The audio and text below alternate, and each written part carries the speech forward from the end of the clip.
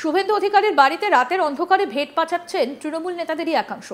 বিস্ফোরক অভিযোগ করেছেন ভরতপুরের বিতর্কিত তৃণমূল বিধায়ক হুমায়ুন কবির। রেজিনগরের তৃণমূল বিধায়ক রবিউল আলম চৌধুরীর দিকে ইঙ্গিত করেছেন বলে খবর, জানিয়ে জল্পনা উস্কে গিয়েছে। আর তাতেই বিপাকে পড়েছে দল। ২৬-এর বিধানসভা ভোটের আগে তৃণমূল বিজেপির অন্তরে তরজা তুঙ্গে, কারণ ইতিমধ্যেই রাজনৈতিক স্তরে বেশ কিছু রাজনৈতিক বদলের ইঙ্গিত পাওয়া গিয়েছে। তারই মধ্যে কেউ কেউ তৃণমূল ছেড়ে বিজেপিতে, কেউ আবার বিজেপি ছেড়ে তৃণমূলে যোগ দিয়েছে। ২০২৬-এর নির্বাচনের আগে বড়সড় রদবদলের ইঙ্গিত পাওয়া যাচ্ছে। আর এই সবের মধ্যে এবার আগুনে ঘি ঢাললেন মুর্শিদাবাদের ভরতপুরের বিধায়ক হুমায়ুন কবির। আমরা অতীতেও দেখেছি হুমায়ুন কবির এক এক সময়ে দলের নেতা নেত্রীদের বিরুদ্ধে এমন সব মন্তব্য করেছেন জানিয়ে বিতর্কের ঝড় ওঠে। তিনি বারবার বলেছেন যে সোজাসাপটা কথা বলতে তিনি স্বাচ্ছন্দ্য বোধ করেন, আর যা বলেন তা দলের ভালোর জন্যই বলেন।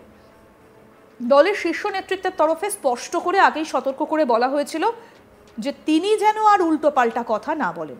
বিতর্কিত মন্তব্যের জন্য তিনি ক্ষমাও চেয়ে নিয়েছিলেন, তবে তারপরেও থেমে নেই তিনি। এই পরিস্থিতিতে দাঁড়িয়ে হুমায়ুন কবিরের একটা মন্তব্য ফের অস্বস্তিতে ফেলে দিয়েছে। তিনি বলেছেন তার দলের অনেকেই, সেটা নেতা হোক কিংবা বিধায়ক, বিশেষ করে মুর্শিদাবাদেরই এক বিধায়ক নাকি শুভেন্দু অধিকারীর বাড়িতে রাতের অন্ধকারে ভেট পাঠান। হুমায়ুন কবির একটা সংবাদ মাধ্যমে এই মন্তব্য করেছেন বলে জানা যায়। তবে তার এই বিতর্কিত মন্তব্যের জেরে নতুন করে অস্বস্তিতে পড়েছে ঘাসফুল শিবির।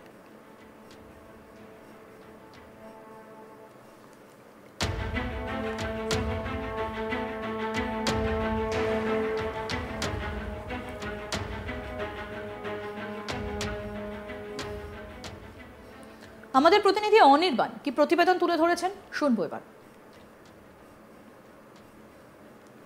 পশ্চিমবঙ্গের রাজনীতিতে ফের জোরদার টক্কর। এবার ২০২৬ বিধানসভা নির্বাচনকে কেন্দ্র করে ইতিমধ্যেই কিন্তু টক্কর শুরু হয়ে গেছে বিভিন্ন দলের মধ্যে। রাজনৈতিক তরজা চলছে, বিভিন্ন বিষয় নিয়ে এই মুহূর্তে কিন্তু একে অপরকে আক্রমণ চলছে।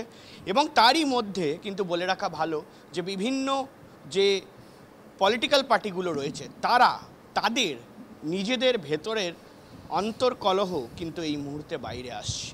মূলত বলে রাখা ভালো যে মুর্শিদাবাদ ভরতপুরের বিধায়ক একেবারে হুমায়ুন কবির, এবং তিনি স্পষ্টত কিন্তু আমরা এর আগেও দেখেছি যে বেশ কয়েকবার তিনি একেবারে বিতর্কে জড়িয়ে গিয়েছেন। এবং তার মন্তব্যে তিনি জানিয়েছেন যে বিভিন্ন জায়গায় যে তিনি মন্তব্য দেন তিনি স্পষ্টবাদী এবং তিনি স্পষ্ট কথা বলেন এবং দলের ভালোর জন্য বলেন, এমনটা তার মন্তব্য।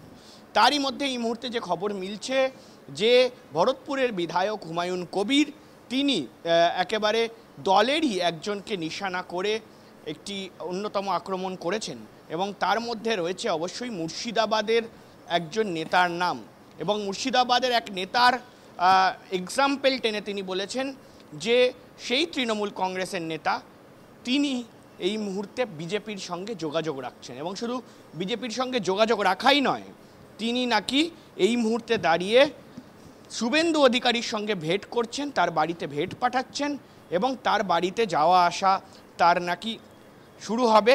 এবং সেই নিয়ে কিন্তু এই মুহূর্তে প্রশ্নচিহ্নের মুখে ঠেলে দিয়েছেন তাকে।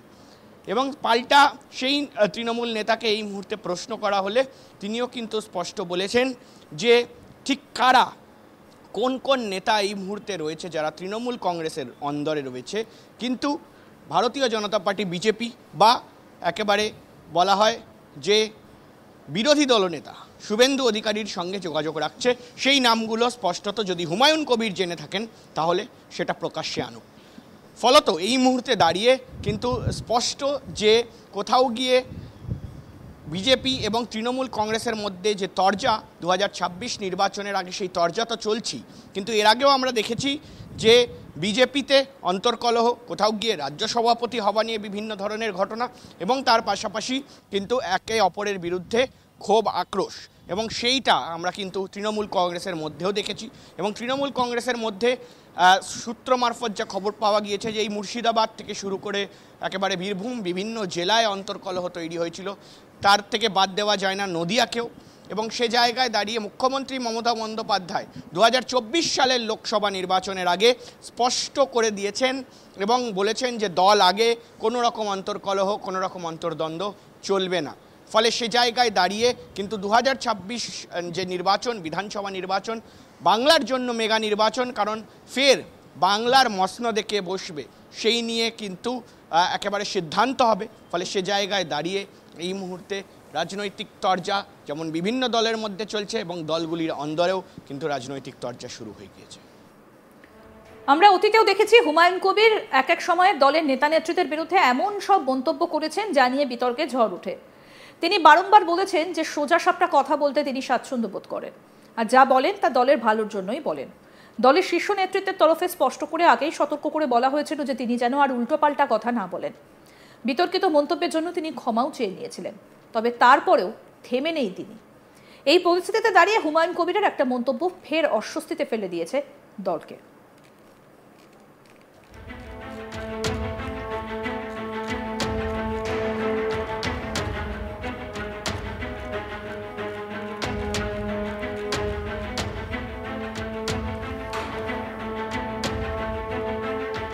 শুভেন্দু অধিকারীর বাড়িতে রাতের অন্ধকারে ভেট পাঠাচ্ছেন তৃণমূল নেতাদেরই একাংশ। বিস্ফোরক অভিযোগ করেছেন ভরতপুরের বিতর্কিত তৃণমূল বিধায়ক হুমায়ুন কবির। রেজিনগরের তৃণমূল বিধায়ক রবিউল আলম চৌধুরীর দিকে ইঙ্গিত করেছেন বলে খবর, জানিয়ে জল্পনা উস্কে গিয়েছে। আর তাতেই বিপাকে পড়েছে দল। 26-এর বিধানসভা ভোটের আগে তৃণমূল বিজেপির অন্দরের তরজা তুঙ্গে, কারণ ইতিমধ্যে রাজনৈতিক স্তরে বেশ কিছু রাজনৈতিক বদলের ইঙ্গিত পাওয়া গিয়েছে। তারই মধ্যে কেউ কেউ তৃণমূল ছেড়ে বিজেপিতে, তো কেউ আবার বিজেপি ছেড়ে তৃণমূলে যোগ দিয়েছে। 2026-এর নির্বাচনের আগে বড়সড় রদবদলের ইঙ্গিত পাওয়া যাচ্ছে। আর এই সবের মধ্যে এবার আগুনে ঘি ঢাললেন মুর্শিদাবাদের ভরতপুরের বিধায়ক হুমায়ুন কবির। আমরা অতীতেও দেখেছি হুমায়ুন কবির এক এক সময়ে দলের নেতা নেত্রীদের বিরুদ্ধে এমন সব মন্তব্য করছেন যা নিয়ে বিতর্কের ঝড় ওঠে। তিনি বারংবার বলেছেন যে সোজা সাপটা কথা বলতে তিনি স্বাচ্ছন্দ্য বোধ করেন, আর যা বলেন তা নাকি দলের ভালোর জন্যই বলেন। দলের শীর্ষ নেতৃত্বের তরফে স্পষ্ট করে আগেই সতর্ক করে বলা হয়েছিল যে তিনি যেন আর উল্টোপাল্টা কথা না বলেন। বিতর্কিত মন্তব্যের জন্য তিনি ক্ষমাও চেয়ে নিয়েছিলেন, তবে তারপরেও থেমে নেই তিনি। এই পরিস্থিতিতে দাঁড়িয়ে হুমায়ুন কবিরের একটা মন্তব্য ফের অস্বস্তিতে ফেলে দিয়েছে। তিনি বলছেন তার দলের অনেকেই, সেটা নেতা হোক কিংবা বিধায়ক, বিশেষ করে মুর্শিদাবাদেরই এক বিধায়ক নাকি শুভেন্দু অধিকারীর বাড়িতে রাতের অন্ধকারে ভেট পাঠান। হুমায়ুন কবিরের এই একটি মন্তব্য, সংবাদ মাধ্যমে এই মন্তব্য তিনি করেছেন বলে জানা যায়, এবং যেটা নিয়ে আবার বিতর্কে ঝড় উঠেছে। তবে তার এই বিতর্কিত মন্তব্যের জেরে নতুন করে এবার অস্বস্তিতে পড়েছে ঘাসফুল শিবির। আমরা এর আগেও দেখেছি, অতীতেও দেখেছি হুমায়ুন কবির এক এক সময়ে দলের নেতা নেত্রীদের বিরুদ্ধে এমন সব মন্তব্য করেছেন যা নিয়ে বিতর্কের ঝড় ওঠে।